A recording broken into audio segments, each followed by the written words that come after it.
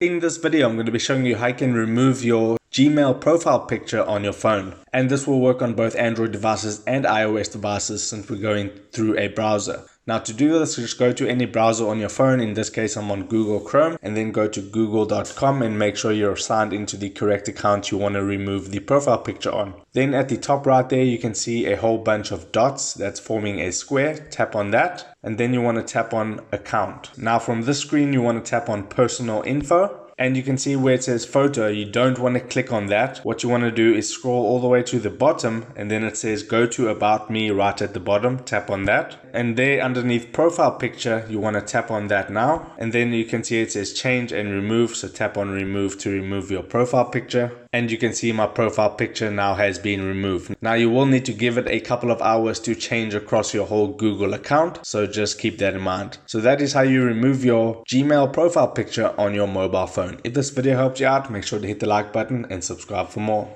Take care.